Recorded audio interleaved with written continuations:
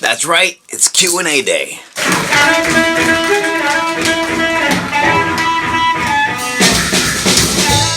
I'm Dennis Groening here from BadAss Harmonica, and Q&A day here, taking some questions from my website, questions I got asked on my website, social media, in my classes, when I'm touring, from the bandstand, whatever, all kinds of harmonica technique questions, blues harmonica playing questions, blues harp history questions, microphone questions, all that stuff. Today I have a question about positions on the harmonica, and why should we learn other positions? What good is it? How is it handy? What do I need to learn about positions?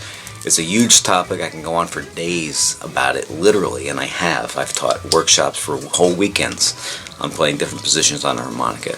But I will just mention briefly my thoughts quickly about it.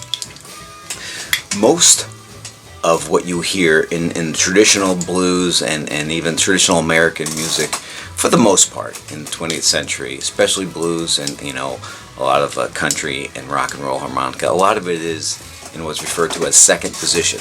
So you're playing a harmonica that is in the key a fourth up from the song. So if the song is in the key of A, you choose a D harmonica and you play second position. We don't need to know the science behind it, and I'm not going to get into that now, but it works out where your root note is not on the first hole of the harmonica, it's on the second hole, or the third, depending on whether you're blowing or drawing, inhaling or exhaling. But it is there. That's what's commonly done, especially for the American roots bluesy type of sound that a lot of people play on the harmonica. However, even if you just want to do blues and blues type of music, blues related forms on the harmonica, it's nice to learn some other positions. Some players don't even notice, a lot of players do now, but however, you may not know, learning first position and third position just helps you play better blues in second position. Why is that? The 4 chord in the blues totally is the position for first position. You go to the 4 chord when you're in second position, and that is the scale for first position playing. When you go to the 5 chord in second position, that is third position playing technically. Okay, so on the harmonica, which is an instrument that is tuned to a specific key, the diatonic harmonica here, any standard tuned, any Richter tuned, the normal tuning, unless it's a specialty tuning. All the regular diatonic harmonicas, 10 holes, sometimes they're 6 holes or 12 or whatever, but if it's a standard Richter tuning harmonica, they're tuned to a specific key. And that key doesn't have to be the key you play it in. As I mentioned, most players and most of this American roots music has been played, the majority of it, but not all of it, in second position. But other positions are used widely and are getting more and more common nowadays, and it all really depends on the kind of music you want to play. But I'll give you an example, playing the second position boogie type of thing here. If I just follow the root chord in the key of A, this is a D harmonica here, and do like a boogie type of thing.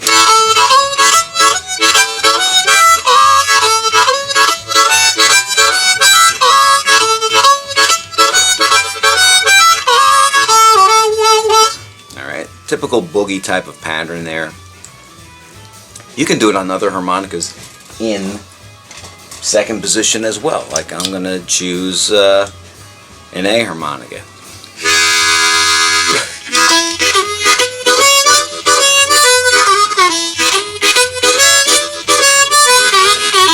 Same pattern, but now because I'm on a different key harmonica, I'm playing this in a different key. Here I have a G as well. Different key, same pattern though, so now I'm doing it in a different key.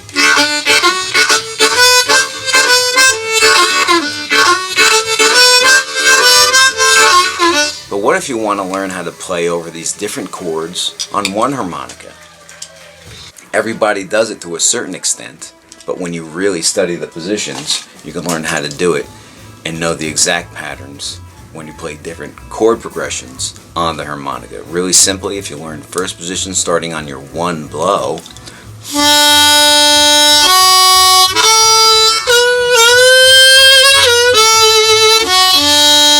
that's those same notes for the boogie pattern now for the 4 chord. If you learn that boogie pattern over third position,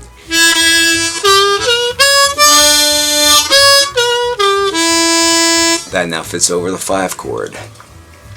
So if you throw it in place of the 1 chord and the 4 chord and the 5 chord, all in the 1 harmonica, now you're switching positions over the chord changes, which is really what you want to be doing musically. That's how a lot of musicians think on other instruments. Okay, so second position is what we're playing, and we're going back to how we started out this boogie pattern on the 2 draws, your root note. But now going to the first position boogie, starting on the 1 bow, and going to the third position boogie that starts on the 1 draw. So learning these 3 positions really helps you play second position better if you're doing some kind of 1-4-5 chord progression. And you can expand it to other positions and other chord changes as well, but this is a simple way to explain how it is useful, especially if you're just playing blues and blues styles of music. The second position would be over the 1 chord, how we just started, starting on the 2 draw. Then you go to the first position pattern, which starts on the 1 blow for the 4 chord.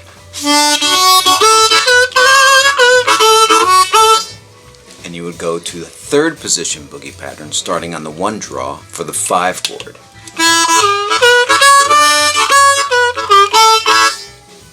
Alright, so you piece that all together with these different position patterns to fit the chord changes, and this is how you do this boogie.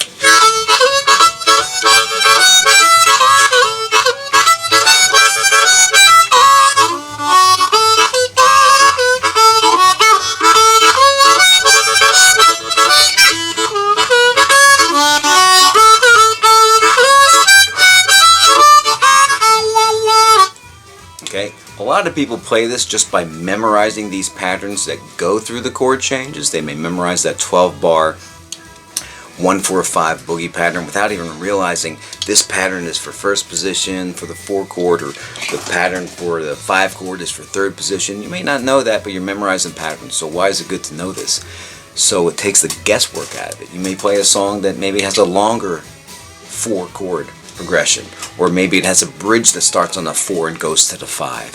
So it's good to understand how to play these positions, because they will totally correlate with different chords in the chord progressions you are playing over. Once you get beyond just doing your standard 12-bar 1-4-5 blues licks and just throwing a lot of second position blues licks in there, it's good to understand these things so you can come up more of your own patterns, improvise more within a musical context of these different formats you'll be playing, and not just stuck with what you know that fits the 1-4-5 12-bar pattern. It's always good to know a little bit more musically what's going on so you can work on your own vocabulary, not just copying what else is going on and what you've heard other people do. So positions are a way to map out what to play over a chord progression. Okay, so most of what you're going to be playing and most of what you hear people play in blues is a lot of second position. But learning other positions helps you play not only other chord changes in second position, but they'll give you a starting point to start playing songs completely in other positions. You can play blues in first position, or third position, or fifth position, or fourth position, or 12th position. Okay, you can play it really in any position, but depending on the position and how the notes are laid out, some styles of music work out better than others, because we're playing a particular instrument that is tuned a certain way. Some notes are missing, some notes you can only get by bending, some notes you can only get by blowing or drawing or whatever. So this is why knowing the positions and the different patterns for these things really comes in handy. Helps you map out what you're doing over a chord progression, and helps you choose positions that are best suited to what you want to play. Alright, that's it for today's Q&A. I'll see you next time.